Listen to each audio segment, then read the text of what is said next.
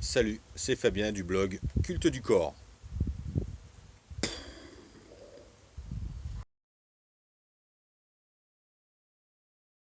Le sujet du jour, la maladie. La maladie, mais pas n'importe quelle maladie. La maladie dans le sport, on ne parle pas de la gastro, d'une petite bronchite ou d'une pharyngite. Moi, je te parle de la maladie qui va te laisser sur le carreau pendant plusieurs semaines, plusieurs mois, voire 1 ou 2 ans. Moi, je vais te parler de la myélopathie cervicale. Bon, c'est une maladie qui est peu connue. Par contre, quand elle te touche, tu es obligé de faire avec parce que ta vie va changer en sport, ta façon de vivre, ta façon de bouger. Donc la myélopathie cervicale, comme son nom l'indique, cervicale, qui se trouve là, ce sont tes cervicales qui vont les comprimer ta moelle épinière. Donc c'est une maladie, ce n'est pas dû à un choc, ce n'est pas dû à un excès ou une insuffisance du sport. Ça touche essentiellement les hommes autour de la cinquantaine. Quand tu l'as, pas de bol, c'est que c'est comme ça. Donc cette moelle épinière qui va être comprimée, qu'est-ce qui va se passer? Eh bien tout simplement, tu vas ne plus pouvoir marcher. Les symptômes, comment je l'ai découvert? Eh bien, je suis un sportif, 5 à 7 jours par semaine. J'étais un sportif, 5 à 7 jours par semaine. 1 heure et demie à 2 heures de sport tous les jours, tous les sports, sport co, sport de combat, muscu, crossfit, tout ce qui peut se faire, bien sûr, tout ce qu'on voit maintenant. Street workout aussi également, puisque c'est mon dernier sport de prédilection. Ouais, douleur en permanence, donc les jambes lourdes, toujours fatigué, toujours fatigué. La sensation dans les jambes m'a mis la puce à l'oreille. C'était comme si j'avais une sciatique, en fait, la jambe gauche qui me tirait en permanence. Dès que je marchais, mais la moindre marche, 5 minutes, 3 minutes, dès que je courais, bien sûr, les pieds qui s'accrochaient à droite, à gauche, un peu comme une personne âgée qui vieillit et qui s'accroche partout, en fait. Et moi en arrière, ça a commencé par les abdos, comme si j'avais une plaque dans le ventre, en fait. J'avais mal au ventre tous les matins, tous les soirs, je faisais des abdos, du gainage, beaucoup d'abdos, beaucoup de gainage. Ça m'a pas alarmé plus que ça. Ensuite, j'ai commencé à perdre en course à pied, en vitesse, en marche. Je commençais à avoir mal à la jambe gauche en fait. Elle me tirait en permanence comme si j'avais une sciatique, mais pas mal au dos. J'avais jamais mal au dos en fait. Des douleurs, et c'est des douleurs style électricité, comme si tu prenais une décharge électrique. Dans les bras, dans le ventre, dans les jambes, surtout dans le haut du corps, les épaules et le haut du dos. Et après, coup de couteau, coup de couteau à droite, à gauche, en bas, au milieu, assez fort, donc ça fait super mal. Super, les douleurs sont très très aiguës, très aiguës. J'ai continué à faire du sport. Je suis passé d'un 3 km en moins de 15 minutes à un 3 km en 20 minutes, donc en quelques semaines simplement. Donc là, je commençais à me dire, j'ai un petit souci, c'est quelque chose. Bon, moi, je pensais que j'étais dans le surentraînement, tout simplement. À partir de là, je me suis dit, ok, tu t'entraînes trop, et bien tu vas prendre une semaine de relâche, une semaine sans faire de sport. En général, je fais ça tous les 3 4 mois, 5 6 mois, ça dépend. Et j'ai pris une semaine sans sport. Voilà, voilà, ça fait une semaine que je fais plus de sport. Normalement, tout devrait aller. Eh ben non, j'ai encore plus mal. Je suis défoncé, j'ai les jambes défoncées. Je marche, on croirait que j'ai 95 ans, que je porte un sac de 200 kilos sur les bras. Monter les escaliers, c'est comme si je montais l'Himalaya. Rentrer dans le bain, je mettais 20 minutes. M'habiller le matin, mettre mon slip, un short, un pantalon, c'était l'enfer. Tout était devenu incroyable. En fait, c'est les fourmillements dans les bras, dans les mains, sans arrêt, jour comme de nuit. Et également, quand tu conduis, t'es comme ça en permanence, t'as les épaules défoncées, t'as mal au dos, tu peux plus t'asseoir, t'es faible.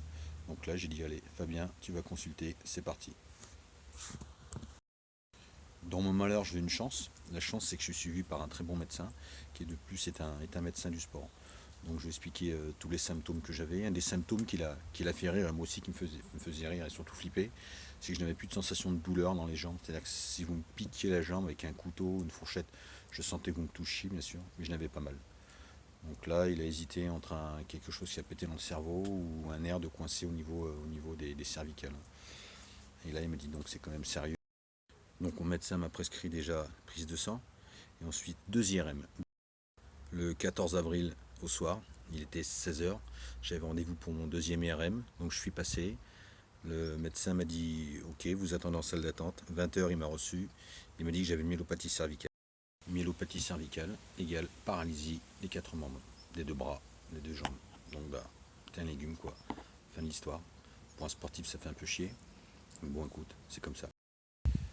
Donc, plus qu'une seule chose, il faut que tu continues à marcher, il faut que tu te forces à marcher, et ensuite il faut que tu te fasses opérer. Donc j'étais pris en urgence, qui dit urgence, ça a mis 1 mois et demi avant l'opération. Je peux te dire que pendant 1 mois et demi, tu as le temps de cogiter, hein. Tu as déjà signé les décharges comme quoi tu peux être paralysé les 4 membres. Tu as déjà signé des décharges comme quoi tu ne peux plus avoir de voix aussi, parce que l'opération, ils sont passés par ici, une petite cicatrice, ça me fait un souvenir. Donc là, 1 mois et demi à attendre. Donc là, t'attends, t'es en arrêt de travail, tu peux plus bosser, t'échappes tout, tu peux plus parler. Déjà, t'as pas le moral, t'as le moral dans les chaussettes. Le sport, on oublie, hein. Le sport, c'est en mois, voire en année, hein, que tu vas reprendre, pour tout ce que je faisais avant. Donc là, quand la maladie est là, au début, mon médecin, j'ai voulu résister. Il m'a dit, vous voulez des cachets? Je suis non, non, je suis pas une tapette. Et une semaine après, j'étais quasiment pas bloqué, mais pas loin, quoi. Donc je suis allé le voir tout de suite. Il m'a dit, je m'en doutais, vous alliez y revenir. Donc il m'a placé sous cortisone. Ensuite, à Bordeaux, on m'a passé sous opiacé. Et puis d'autres médicaments, je connais pas, je suis pas un spécialiste des médicaments, mais qui m'ont fait du bien, en fait, qui ont calmé la douleur.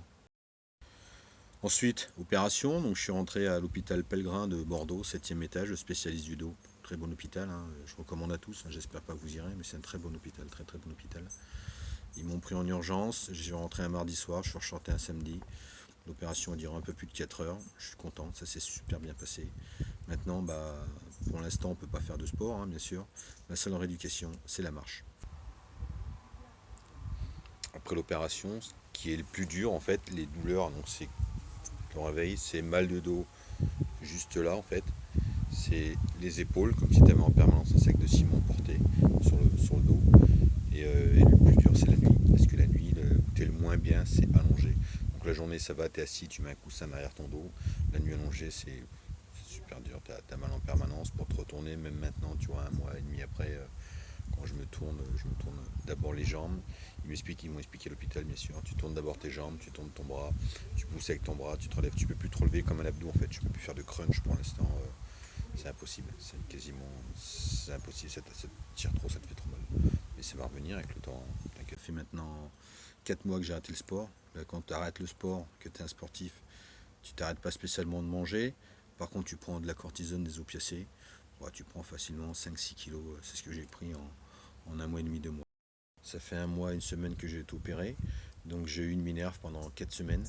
Depuis l'opération, je suis rentré en ambulance. Je ne suis pas monté en voiture pendant 5 semaines. Non, non, n'allez pas faire de conneries. N'allez pas bricoler. Tu peux pas percer, tu peux pas tondre. Tu peux rien faire. Tu peux lire, marcher, regarder la télé, jouer à la console, regarder la télé, marcher, lire. Donc tu vois, et dormir bien sûr. Donc tu restes pas plus de 2 heures assis. Il faut que tu marches sans arrêt, sans arrêt. Bon, on ne dit pas de faire 300 bornes par jour, hein, mais marcher, ça fait du bien. En plus, c'est la santé. Donc la marche, t'attaques tranquillement, hein, c'est 10 minutes, 5 minutes, 15 minutes, 20 minutes. Hein, tu vas pas te taper 4 bornes le premier jour. Hein. Déjà, tu marches 5 minutes, tu as l'impression d'avoir fait un marathon. Et tous les jours, il faut marcher, il faut te faire violence plusieurs fois par jour, le matin, le midi, le soir, tous les jours, tous les jours, tous les jours. Avant la maladie, je marchais, bien sûr, et bien comme tout le monde, hein, pour faire mon petit 10 km, je mettais 1 h 30, allez, 1 h 35. Hein, et on va dire une semaine avant l'opération, pour faire 1 km, je mettais 1 h 15. Maintenant, ça fait il y a 1 mois et demi que je suis opéré, 1 mois et une semaine. Et pour faire à peu près 6-7 km, je mets 1 h 30, donc ça revient petit à petit. On s'enflamme pas, hein, les douleurs sont omniprésentes. J'ai toujours des douleurs, mais c'est comme ça, hein, on ne peut pas rester sa vie sans bouger, il faut prendre sur soi. Tu te demandes si tu vas avoir des séquelles. Je te rassure, bien sûr tu auras des séquelles. Donc je vais avoir une certaine raideur au niveau du cou latéral et vertical. Je pourrais plus faire de sport de combat, je pourrais plus faire de sport co.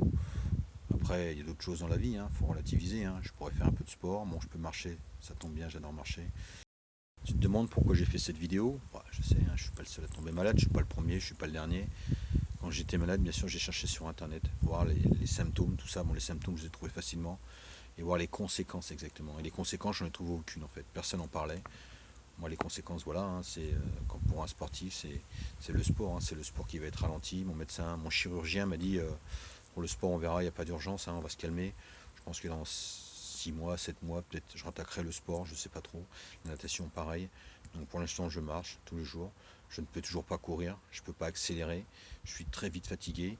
Je peux conduire, mais je suis très vite fatigué, parce qu'on s'aperçoit que tout est lié au cervical. Vos bras, dès que vous portez un poids, encore je parle d'un poids, c'est un pack de lait quoi. Un pack de lait, ça m'est impossible de le porter pour l'instant. Ça fait 1 mois et demi que j'ai été opéré. Je peux le porter, si je peux le porter, mais si je le porte, mais on va dire que 15 secondes après, sanction, la douleur arrive immédiate.